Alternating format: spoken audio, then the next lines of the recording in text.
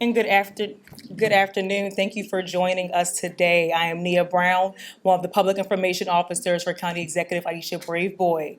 And so today we will open up with remarks from the county executive, which will be followed by Dr. Sean Joseph, the interim PGCPS superintendent. After, we'll hear some words from Dr. Dana Edwards, the new chief of human resources for PGCPS, and we'll conclude with Dr. Donna Christie, the union president for Prince George's County Educators Association. Thank you. Thank you. Thank you and good afternoon, everyone. This is another day of unity and elevation in Prince George's County. I want to start by acknowledging the incredible leadership of our interim superintendent, Dr. Sean Joseph. I also want to thank and acknowledge the incredible leadership of Dr. Donna Christie, who represents our educators. And it's really through a partnership between our school system and our educators and my administration that we're here today to talk about the incredible progress that Prince George's County Public Schools have made when it comes to reducing teacher vacancies. I can tell you just a short time ago when I became county executive and right before I was officially sworn in, we were going through great turmoil in our school system between our teachers and the administration of the school system over the new teacher contract and negotiations of that contract. And unfortunately, at the time, there was a stalemate that I think in so many ways represented to me an opportunity to do things differently. And when I looked at some of the issues that were keeping the sides, I hate calling it sides, but when you're negotiating, you're sitting across from someone. So that were keeping them from reaching resolution. I didn't think that there was anything that was being asked for or considered that should have led us to a place where we were at a stalemate. And so coming in, I stressed that we would have a unified government. And having a unified government means respecting those who work to make our government successful and our school system successful, which includes many different people, including our teachers. And so one of the responsibilities of our new superintendent, interim superintendent that is, was to reach consensus. And I can tell you that he came in, and I want to thank the Prince George's County School Board. I see President Jackson here. There are members of your school board here as well. Thank you all so much because you had confidence in my decision, and that was important to me, that we could collaborate on a leader that would help guide us with the principles that we have. Most of us grew up here, went to public schools here. I went to Largo, not too far from here. I never give up a chance to talk about the fact that I went to Prince George's County Public Schools and happened to graduate from Largo High School. But I know that our community deserves a system that's working and functioning, and they don't want to see divisions, especially with our teachers, because our first loves are our teachers, right? And so we want our teachers to be respected and to feel like they're truly a valued partner in the system. And I wanted a leader who understood that, and that was Dr. Joseph. So one of his first acts was really to resolve those outstanding issues and to ensure that we had a contract that would put Prince George's County in a really great place when it came to recruitment and retention. And as a result of the work of our school board, our superintendent, and our teachers, we were able to do just that. So I really want to thank Dr. Christie because I know that it was a challenging time for you. And I know that you didn't know what the future would hold. But we are at a place, I think, where we can be very proud. And so as the state announced a nearly 50% decrease in in teacher vacancies, Prince George's County also looked at where our numbers are. And what we determined was we were really leading the state in the reduction of teacher vacancies in this state. So Prince George's County added over 900 new teachers, in large part because of the collaborative efforts and the collaborative nature of our superintendent, but the efforts between our superintendent and our teachers. Because our teachers tell the story about what it means to work in Prince George's County Public Schools. If your teachers are unhappy, you're in trouble, right? But they're able to recruit other teachers too. So not only did we benefit, and we thank our governor who committed to helping our federal workers who were doged or displaced by the federal government to choose careers in education. So we're very grateful for the investment in the work of Governor Wes Moore. But we also here at the local level did our part too by creating a very attractive package for new teachers and those who have been in the school system who want to advance in the school system. So I'm really excited to be here with all of these incredible leaders. I would also like those who are representing the school board to join us here on the stage. I appreciate you so much because we cannot do this job without a unified government, which includes our school board too. So I thank you so much, President Jackson or Chair Jackson, for your leadership, for your steady hand with our school system. Board Member Olivo, thank you so much for jumping in and really carrying a strong message for our Port Towns communities and those who sometimes are underserved and overlooked. Thank you for joining us today. And now I'll turn it over to Dr. Sean Joseph. Thank you. It is a great time to be in Prince George's County Public Schools, and Prince George's County in general. We have, I believe, the best leader in the country in Aisha Braveboy. Give her a round of applause for her vision and focus and her messaging. She was clear when we came in. We must collaborate. That we must be one Prince George's County Public Schools, unified, strong, and let's get it done on behalf of children. So charge heard loud and clear. Thank you so much. And to our Board of Education led by Mr. Jackson. He was beyond clear when I came into the school system about we need to treat our employees correct, and we need to make a culture that everybody will want to come here and be here. And one of the first things he said is we need to make sure our teachers and all of our employees are paid. So thank you for approving this historic contract that we signed. Yes. You know, when vacancies persist, students lose instructional continuity, educators are overextended, and principals are forced to manage crises instead of leading schools. So reducing vacancies restored consistency for students, strengthened school culture, and allowed educators to focus on what matters, which is teaching and learning.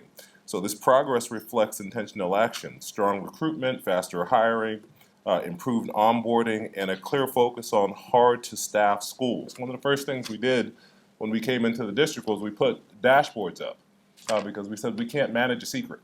And for too long, we had too many vacancies in our most vulnerable schools. And by putting a dashboard up and monitoring closely, we were able to fill positions with strong candidates. And we're seeing the benefits in a very smooth year. And we hope that it'll result in improved academics. And we're confident that's going to happen in this year.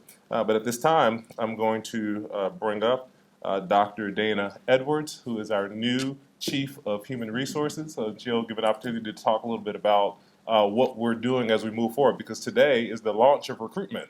So if you need a job, we hire. Good afternoon, everyone. Dr. Joseph took my line about opening day, but now you know, but I'm going to say it over and over and over again. It is opening day, and we are happy that today we start hiring for our teachers for next school year, which is months ahead of what we have done in the past. I skipped proper protocol, and I want to thank County Executive Brave Boy for the opportunity of being here, Board Chair Jackson for your vision and opportunity, Board Member Olivo, and of course our interim superintendent and our partner, Dr. Donna Christie from PGCA, and our other union partners as well. So on behalf of our executive cabinet, I bring you greetings. And on a personal note, I'm incredibly proud to join a district where the engine is already humming. It's a gift to be on a team that isn't just talking about change, but we are committed to it and actively delivering it.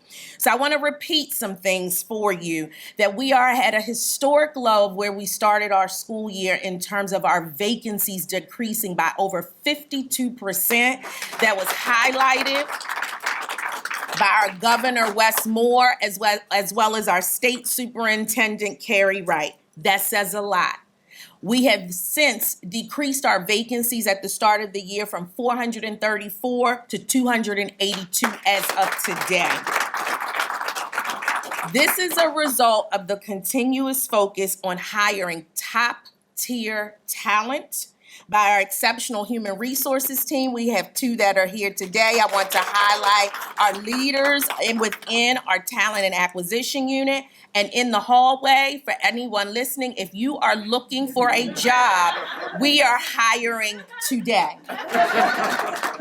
And we have our table set up in the hallway. Whatever you want to do, we have it for you in Prince George's County Public Schools. But I want to underscore a couple of things. Having dedicated teachers in the classroom, having been a conditional teacher myself, what it means is that when our children walk into school, there's a familiar face, a caring heart, and it means our academic program is consistent and it's moving. For our educators, it means that you have a permanent colleague, not a rotating substitute. And it lightens the load for everyone. And for our families and community, you can breathe a sigh of relief that you have someone there greeting your child, and we benefit from those stronger relationships and collaboration. When our interim superintendent arrived in Prince George's County Public Schools, he was very clear. Stability and creating a culture, an organizational culture where people feel Prince George's County Public Schools. You want to be in our school system. It was a non-negotiable. And so he challenged our team to move with urgency, cut the red tape, and what you're hearing today is a direct reflection of that. So when I thank the leadership who put this in place and the staff who were able to do it. But as we celebrate our significant reductions, we have to be bigger and better going into this year. And I want to make sure we are able to build on this momentum of gaining top-tier talent. I said this earlier this week. Our staff in the school system are our crown jewel. We depend on it. We need them, whether it's from the very first face someone sees when that bus door opens and how a student feels when they get on that bus and welcome, and how they get to school, to who greets them when the doors open and they walk in. And so we are seeking our next set of crown jewels, but we have to move faster and we have to be innovative than any other district in the region. And that's why we reduced our vacancies. So we have about 22,000 employees in our district. About 10,000 of them are educators. We're poised to hire approximately 1,000 this year, which puts us on par with school districts of our size across the region. But this takes effort, it takes focus, and it requires us to start early, increase our speed, and being intentional. So I'll tell you a few things that we're doing. We're hiring now. In the past, we have waited until the spring to say hiring season is open. I am pleased to say again, today is opening day. We are 2 months earlier. We are giving out early contracts to people who want to be teachers, meaning you know what your salary is. You may not know where you work, but you work for Prince George's County Public Schools. And if you are a student intern leaving or someone leaving college, you can say to your families, I will have benefits for the coming year. And our benefits are superb. So I want to be able to highlight that, because when we do that early, it gives an opportunity for people to grow roots in our district and be a part of something. We will continue to fill our vacancies for this year through June. That is new for us. And it is important because we don't want children, schools going without. And it gives us an opportunity to increase retention for the coming year. It decreases the number of people that we need to hire. The ownership is on us to make sure that they feel at home so that they want to return for the coming year. We've increased our visibility. We have 113 recruitment and hiring events from now through August. And that's huge. We plan to be there. We plan to offer opportunities for people to work. And we have a commitment from the hiring events to following up with you within 24 hours. We also created a fast track lane in order to be responsive, fast, and smart. This started when we did our build-in of our federal workers that County Executive Brave Boy was speaking about. It was so successful, we needed to continue it this year, really focusing on our premier access to principals and managers and fast-tracking bus drivers, special education teachers, as well as our multilingual teachers so that they're able to get access to our managers in a more quick and efficient manner. We're leveraging social media and bolstering our contacts through LinkedIn and Facebook and Instagram to highlight the excellence in the district and what is going well. No one wants to work where people look sad. So if you work here, everybody's smiling right now and loving it. And like everywhere else, we have our ebbs and flows, but it's how we work through them and how we recover. So the collaboration, our work with our partners is key and integral. And I think one of the last pieces that I've been speaking about this year is human resources is hard work. It can be very technical, but it's about people. And it's about systems that match people.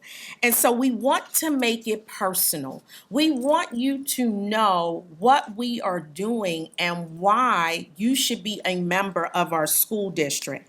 So look forward in the spring where we will be taking our applicants to different schools to be able to see what it looks like in Prince George's County Public Schools, talking to educators as well as other individuals who work here. Many of the people that you see here that are in the audience started their careers in Prince George's County Public Schools. I'm not going to count the many years that they have, but it's important, and it tells a story about commitment, longevity, and why you, if you're listening, need to be here. And so we will be taking our applicants out This is another form of recruitment to showcase who we are, and doing some mix and mingles with our district leadership staff. If you feel like you have access to our interim superintendent, some of our board members, our chiefs, our division chiefs, then you feel like you have a place. And that's critically important, especially for our workforce now. Our collaboration with MSDE and continuing to grow our own is critical, and working with our union partners is paramount. So we want the best talent to know that PGCPS is ready for you right now. There's a resource table here today. Anyone here can speak to you about their experience, but we are committed to you. Our momentum is amazing. It's only amazing if we continue to build on it and continuing to protect and accelerate. We stand here today stating that early hiring will become our new normal. It is not something that we should look at as an outlier, but how we do business. And we will continue to improve the candidate as well as the manager hiring experience so that every teacher, every staff member who applies here in this school district feels respected and valued from day one. Go to our website, apply, click on this link, apply, come to this building and go to this table out here, apply. We're not easing up, we're raising the bar, we're leveling up. Come work with us.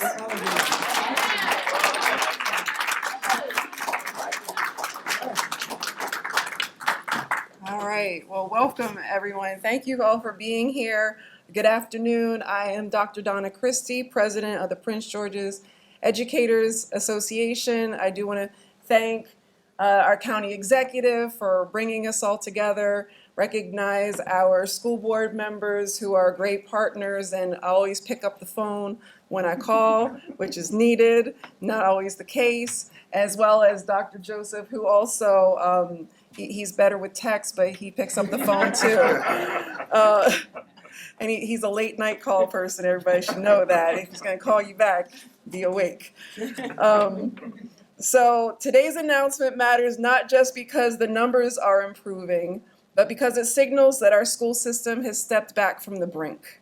Not long ago, our district was facing more than 1,000 teacher vacancies, and we were holding the district together with grit and grace. I really honestly felt as though we were on the verge of collapse.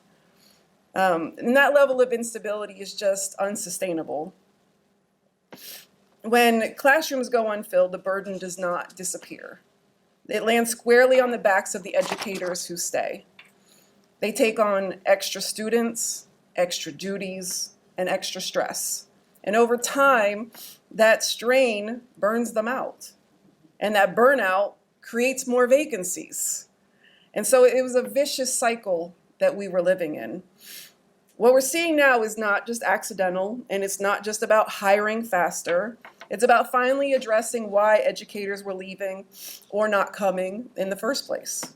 Through our recent negotiations, and I need to recognize Mrs. Yane Easton, our chief negotiator and executive director, we were clear and consistent about what stability requires.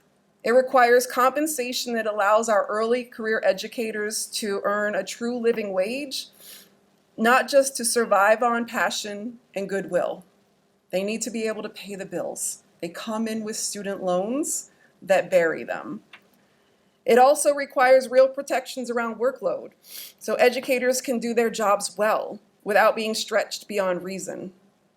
And it requires meaningful career pathways so our most experienced and highly qualified educators can grow and advance without being forced out of the classroom and into administrative roles just to make ends meet. And those changes send a powerful message. They tell educators that this district values not only recruitment, but retention. Not only entry, but longevity. Not only filling positions, but sustaining people. And stabilizing the workforce is how we stabilize our schools.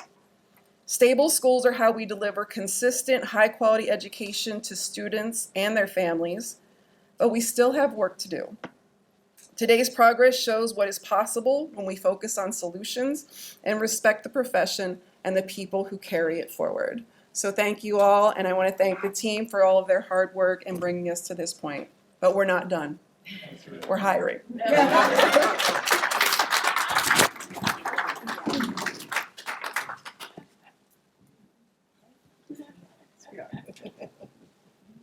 So we're, oh, yes.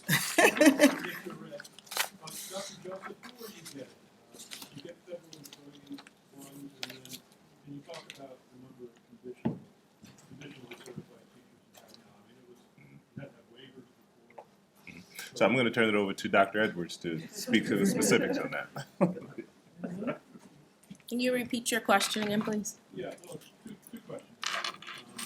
Who are you getting? Are you getting federal workers that were displaced? And what numbers of conditionally certified teachers do you still have? So our goal is when we hire early, we are able to capitalize on educators, possibly in other school districts who are looking to move to Prince George's County Public Schools. So that's one. Because the teaching is not a heavily populated, degreed area in colleges as well, we're looking to do some more conditional hires. What we have found is in those first 3 years, it's critical. While we take time to onboard our teachers, we have approximately, and this is a very rough number, about 1,000 conditionally certified teachers. While we take proper time to onboard them in that very first year, we know that we have to spend time with them in that second and third year where it counts. As a former conditionally certified teacher, what was most important to me at the time was really knowing and understanding the classroom, how to teach and how to engage students. And so we have those opportunities built into that first year, but we want to be able to extend that into year 2 and year 3, which is why we have to be very focused on the professional learning that we offer people and how we're coaching and supporting them as well. In addition to conditionally certified employees, which can be some federal workers, but it also might be career changers as well. We also look to, in addition to that, we also look to any other college graduates as well. So we keep our net very wide, but then we also take time to make sure that why people are interested in teaching, what they want to do while teaching, we can be able to match and support them when they come in. Was it 3 years to get certified? 5 years. 5 years.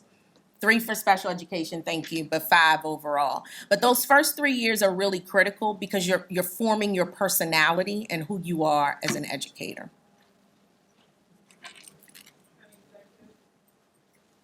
Yes. So you've been adamant about, making appointments throughout the county. Is there a timeline for having a permanent superintendent?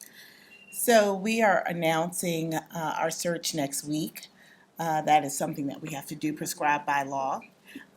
So we will be engaged in that over the next several months, and then a permanent superintendent will be selected. Is he behind you? We hope that he does apply, but all qualified candidates will be considered. We'll have a search firm, a committee, and we'll go through a very public vetting process because it's really important that the community also be involved in the selection process, along with those who are constituents, direct constituents of the superintendent, like our teachers and our administrators. So we will have a very thorough and public vetting process for the superintendent selection.